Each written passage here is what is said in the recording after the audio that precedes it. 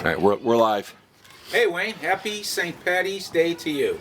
Hey, got any beers? Top of the morning to you. To ya. Yeah, you got any beers? I wish I was Irish. Anyways, You are. Another show, a beautiful day here in Buffalo today. Full flow, and we're It's doing maybe 40-some degrees, maybe, and sunny. 51 when I pulled in. Yep, and we're Some outside. bedlam in the back. We're at the outside studio. We've been doing some maintenance in the inside, and Little bedlam. we're ready to run some bedlam. The Zoom classes and stuff. Kids are just going nuts. There's a lot of problems with the kids not going to school, but that's another day's story. Yeah, so what do you want to talk about today? Well, news of the day, they relieved, and I mean, very importantly, relieved him of his coaching duties, Ralph Kreuger. Yeah. And Thank God. couldn't take it anymore. I know a lot of you guys couldn't take it either. Yeah. My only thing is, please, now evaluate the players because they're not off the hook on this either. I mean, No. What did he say at the press conference? the players loved him. The players loved him. Players loved him because he didn't do anything. He didn't even blow a whistle Well, during practice. So here, don't stick up for him. Don't. No, I'm not going No. to. Here's the thing. Our GM has to get in a room, look at every one of them, and say, "Okay, your excuse is gone. What are you going to do?" Listen. They did say that, and this is what happens with open borders. They did say that Just bedlam. that the players all loved him to a man. Well, I'll tell you what, sure as not didn't play for him. Didn't play for him. And that's going to end now. And if you are going to stay, I mean, I know the instigators talking about trade this, trade that. Listen, I don't need another 10 years. I'd like to see winning hockey when I'm still able to watch it. Yeah. So decide without a diaper on. Decide who wants to be here and play for this team. Yeah. And build around that. And if you don't, no matter who they are, get rid of them. And it's unacceptable to get out because I'm sick of watching this. I want to watch a hockey team again. I want to be proud of it. Me too. So And hire a coach fittingly. I don't think we need the first-time beginner. He's great in college. there's a guy in Germany. And, No. yeah, he does. No. He said, "Vote. We will do the papers and do the back line." He took the Munich team to a 3-2 loss to Modo. No. No. Let's get a guy that's done it. No, we're gonna get a guy, and then get somebody in here, and then don't trade anybody until the new coach has evaluated these guys. Right. And we'll go from there. Or at least Adams gets a good look at it or whatever. Somebody looks at it. Now, I guess analytically we've been getting some reports, so most people are tuning off at about this time. So Yeah. good night, everybody, to you that are leaving us to our sister stations. For our 40 viewers, and remember, the 30% of you have to leave after 12 seconds. Is that because you're on yourself, or what's going on? I mean, it's a 15-minute show. I mean, my God, it's we're between 15 and 20 minutes. You guys are dropping at 6.5 or United, 1.5. United we stand, divided we kneel. That's Did right. you hear something snap? Anyways, I'm hearing everything like crazy. It's bedlam. I thought I heard a snap. Anyways, Listen to this. This is something unbridled. dripped on me too. Anyways, Yeah, so we're gonna go over to the Bills because we don't want to lose you on the Sabres. no, the Bills, great moves. They kept their own. What a whole different night and day with the organizations, right? They were able to keep Milano, Darrell Williams, and Feliciano. Yep. And you know what? They did not want to lose Feliciano because of his trumpet. He really kept the guys up in the room. It's entertaining on the flight and stuff. Yeah. I mean, it's just let's face it. There's nothing like a good horn. But great moves. Sanders, I guess, has agreed to a one-year deal. Emmanuel. Yeah. And there's some rumors out there about Zach Ertz, and we'll see what happens there. Yeah. Zach Ertz, he's a good consolation prize, but he's not the guy that's gonna go down the seam for you for 30 yards. He's a possession guy, and that's okay. We could use that. As far as the excuse me, as Did you far get the as vaccine yet? just kidding. As far as the edge rusher, it looks like we got three options: draft. Espinoza really gets good in his second year, or we find a diamond in the rough hanging around, a week or two in the free agency. Or someone hangs around longer, right, and takes a little less.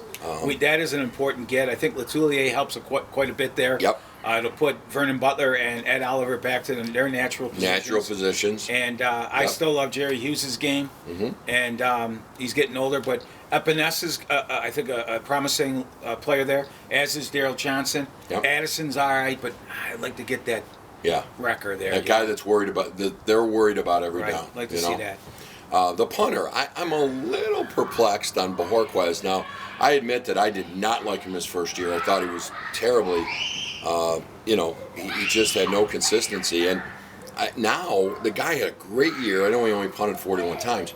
But he was going to get $2.1 million for the tag. Probably thinks he's a little worth more. And he's still looking. But then we go out before anything happens, and we sign up the Miami punter who punted in really nice weather, and he's a very good punter. And I think we only paid like $500,000 less. So I don't know. Again, the guy knows what he's doing. By the way, some of you, we are not broadcasting from the border. That's just we're up here in beautiful river, but just pure bedlam. Yeah, well, 51 degrees, everybody's out. Woo! Right on. Okay. But no, again, I'm in a 3-year deal there too. So obviously, I like this guy. A pretty good punter, but who knows, right? I mean, I don't have any background on him. I don't know much about him, so no. I haven't looked it up, but I swear he was the Pro Bowl punter last year.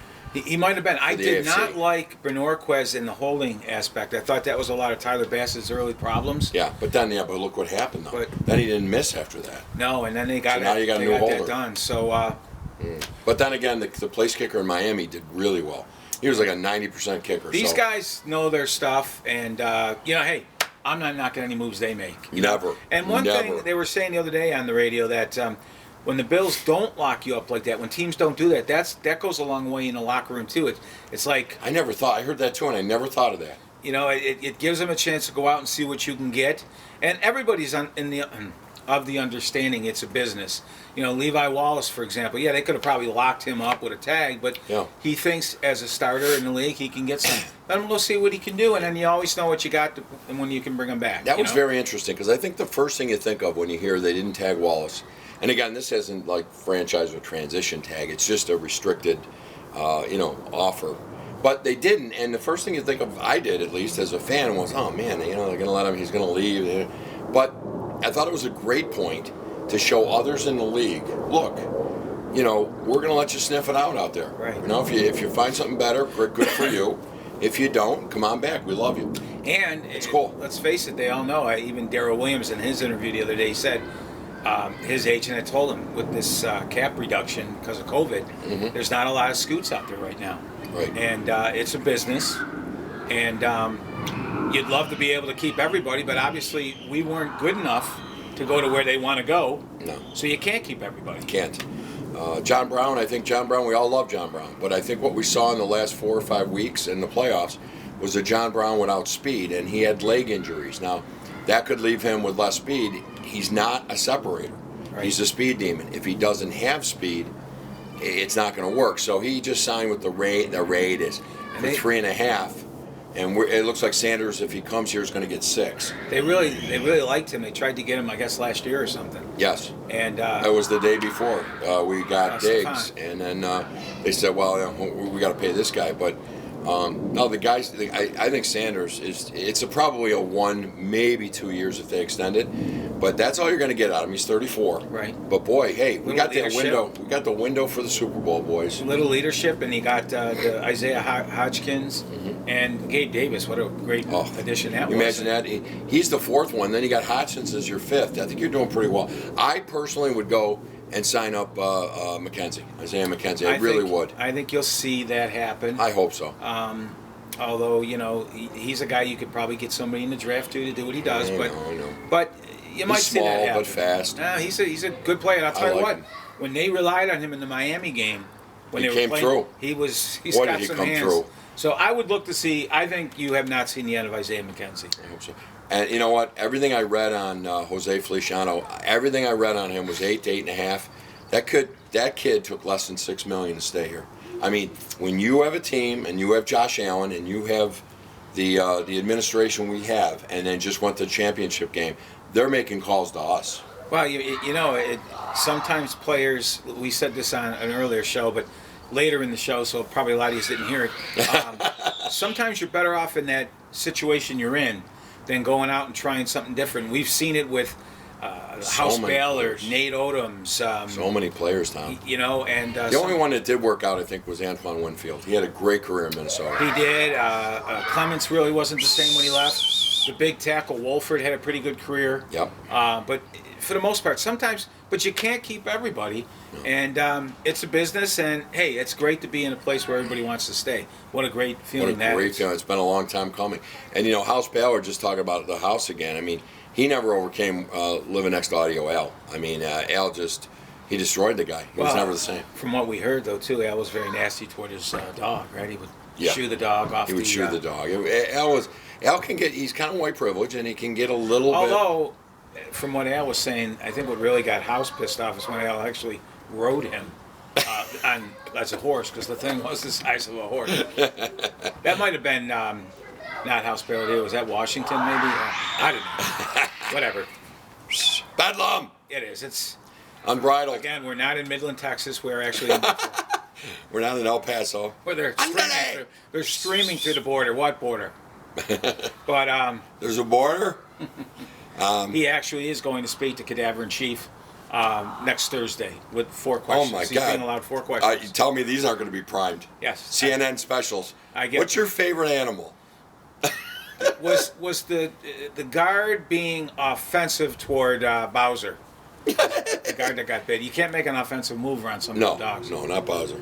But Bill's looking forward to it. I know, this is exciting. Draft's about a month away. Yeah, we'll see. They're going to be live this time. We will be live too, unlike last year, but that will be live too. Yep. That'll be fun. Hopefully our shoe shiner can be healthy and back on the beam. Yeah, we'll find him. No pun intended toward Brandon Beam. We did like Dobbins last year because he fell to us, and Dobbins had a great year with Baltimore. He's a hell of a running back. Yes, but it's hard. I still think it's hard to take a running back first. Well, it would have been second round. A lot of people are saying Najee Harris here or ETN. Yeah, what's that? ET or Ateni or ETN? I don't know. He's electrifying, but there's a lot of good running backs in the draft. No, I'm with you. I think we stay away from that. And, we took Espinosa, and I think everybody goes back and says, well, yeah, he really didn't do much for us, so we could have had a running back. But he might be our future. Now, I don't know that for sure, but he came on. First, he played too light and didn't have the strength. Now they want him to play in between college and when he got to. Actually, I think he was too heavy, right? And they wanted him to play at a lighter weight. I think that was the deal. And he had a hard time losing the weight. I might fight you on that. I could be wrong, too, but an interesting thing, we'll talk about this in later shows, but yes. The Bills sitting at 30, if that edge rusher, and a lot of quarterbacks go and maybe run on corners, if that edge rusher starts dropping in 21, 22. You got to think about moving up. Yep. And there's also a cornerback. I did some reading on him the other day. His name's Horn. He was a son of a receiver. Oh, yeah, Horn from Kansas City. He's at South Carolina. Latinius Horn? No, I don't remember what his name is, but sorry. He's 6'1". He's a nice size. He makes plays, and I read. Do we need a receiver? Oh no. He's a cornerback. Sorry, and he's my bad. A nice size. He's 6'1", and he's a real good. He can play inside out. I heard the girl on the show. She brought it up. Maddie Glab. Maddie Glab brought it up because when she was at Tennessee, he stood out to her playing for South Carolina, I think. Okay. And very impressive. And he was a rookie. He's a freshman. Well, he's now a redshirt, I think, junior coming out early. You have to figure that after everything we've done in free agency, we're down to really corner and edge rusher, right? And so you're right on. Those are the two. And I would leave it. I wouldn't put it past Bean if not too far. He's not going to get up to 10, but if he had to get to 22, 23, I bet he'd move. And that's kind of a good final piece. It would be a nice pick because we're built to roll now. Yeah, and you guys have heard this over and over from me. I still think Dane Jackson's going to take that starting spot. You need a lot of corners, and he is a good one. He's a good one. And what a diamond in the rough in the 7th round. Yeah, and you're not going to get a lot of 7th rounders, 6th rounders making this football team. No, you're not. Well, we got one kind of coming over from the IR in Isaiah Hodson. By the way, here's a little bit of trivia for some of you people the 3 that are left on probably by now, according to analytics. Yeah. Here's a little bit of trivia. Analytics. Remember back a few years ago, New England was taking some of our guys. They took Hogan. Yeah. And they got a running back. Gillespie. Yeah. Then a little later was a defensive end that came back and haunted us. Gillespie. It's Gillisley, but Gillespie was a horn player too. Right. In the Jazz. He did, yeah, that too. And Dizzy Gillespie. We got a 5th round pick compensational Compensation. pick, which turned out to be Ed Wang. Matt Milano. I was kidding about Ed Wang. Matt Milano. Look at Tommy coming up with the trivia. A little bit of research. Oh, and little shout out, right? My buddy. Is something dripping there? Yeah, it's bird shit. Sorry, so Brett, snap. Jim Aarons calls me and says he heard something on the 7:30 p.m. show on Channel 2 on Monday, and he heard it from Vic Carucci about the story that we told 2 weeks ago.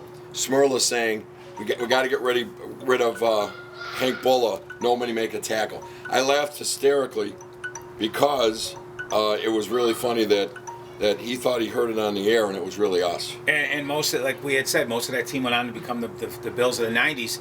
And with coaches that believed in run and stop the run, but adapted to the hurry up when they saw it in '89 with Cleveland in the Cleveland game. So that's something that the much like Ice Capades wouldn't do. Yeah, much like that idiot down at 1 Seymour Knox Plaza wouldn't do. So we got about 5 minutes left, which means really about 4. So what do you want to talk about today? Well, I just thought that the recent kids bill in that was cages. Passed, well, it's horrible down there, and it's deplorable. It's deplorable what they inherited. But there's fences and stuff down there that should be put up. It was already paid for. Stop the influx down there. It's widespread. Even lunacy. some of the Democrats are saying in Congress, "What are we doing down there?" In fact, they're sending some slobs down to look at it live to see what they're just coming. They're just walking in. By the way, if they start ending up like in our convention center or something, I will get a lawyer. I'll find somebody out there and sue. It's got to stop. No, the bleeding hearts. No, we got too many Americans to take care of. No, we got children all over the United States don't have